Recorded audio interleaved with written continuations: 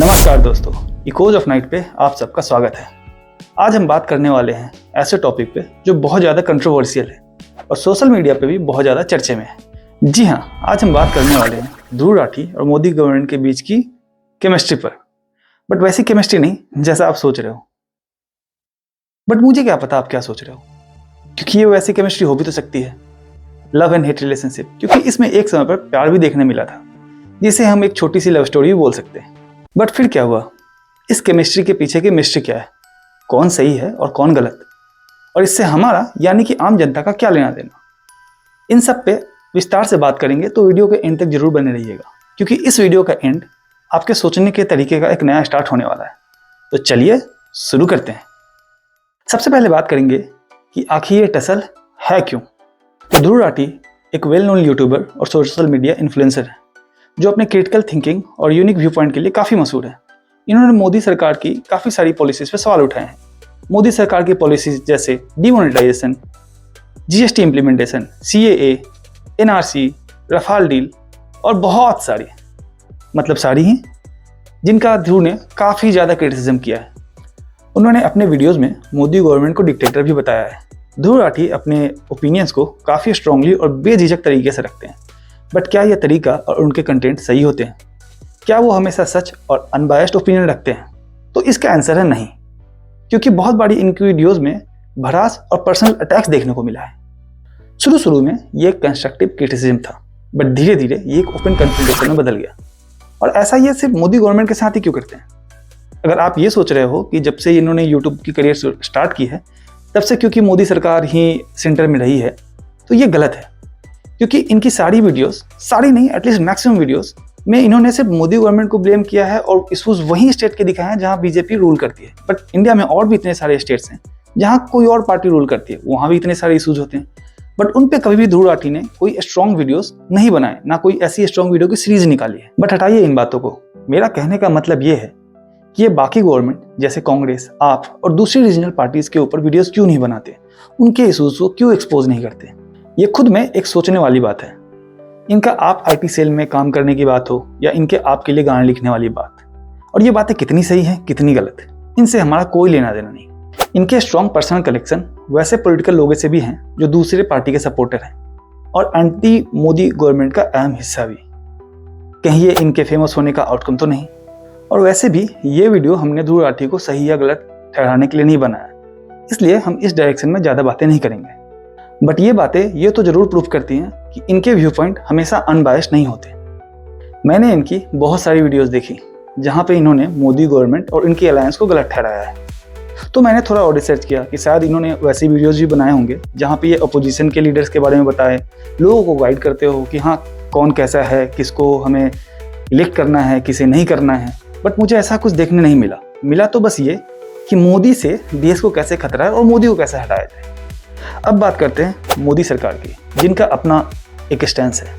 ये अपनी पॉलिसीज़ को देश के हित में मानते हैं और ध्रुव के क्रिटिसिज्म को as an anti national agenda देखते हैं। अब जब ऐसे में दोनों साइड से स्ट्रॉन्ग ओपिनियंस आए तो टसल होना निश्चित है।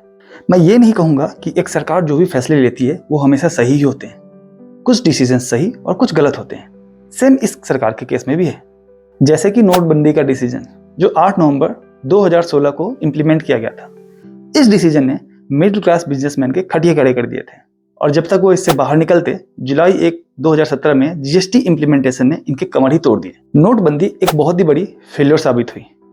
और सबसे बड़ी बात, ब्लैक मनी सिर्फ कैश के फॉर्म में नहीं होती।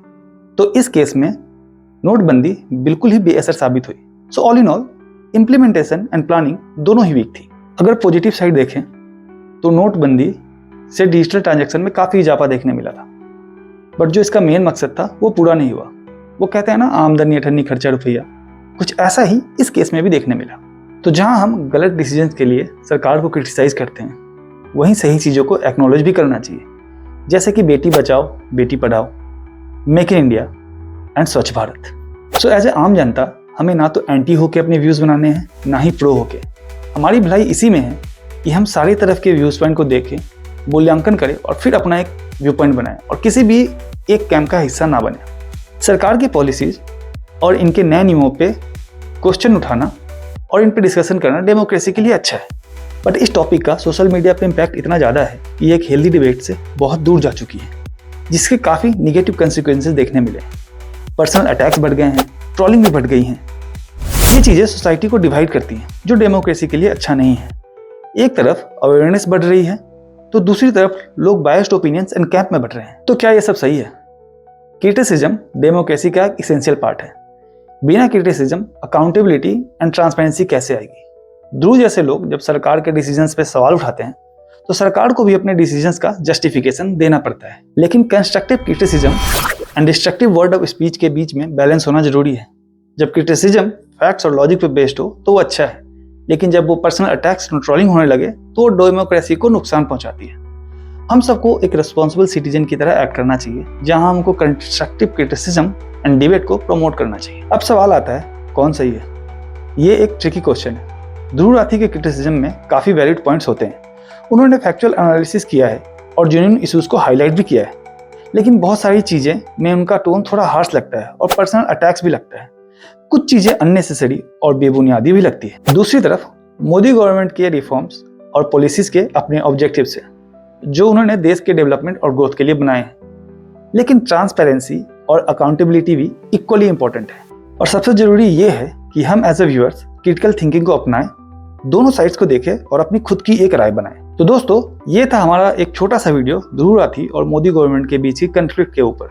और जैसा कि आप जानते हैं, हेल्दी डिबेट और क्रिटिकल थिंकिंग डेमोक्रेसी की बैकबोन है। कमेंट्स में जरूर बताइएगा आपका क्या ओपिनियन है इस मैटर पे। तो वीडियो को लाइक करें, शेयर करें और अगर हमारे चैनल पर नए आए हैं तो प्लीज़ सब्सक्राइब करें। आपका कमेंट्स और फीडबैक हमारे लिए काफ़ी वैल्यूएबल है। तो अगली बार फिर मिलेंगे एक नए टॉपिक के साथ। तब तक के लिए टेक केयर। जय हिंद।